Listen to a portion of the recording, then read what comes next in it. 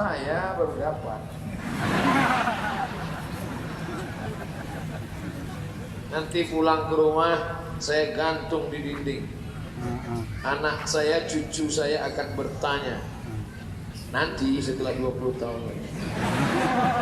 Ayah, ini sorban apa ini? Ini sorban Serambi Aceh. Siapa yang ngasih? Abu Mahmudin. Dari mana? Maulabo. Ayah pernah sampai ke Maulabo 3 kali ayah ceramah di Maulabo.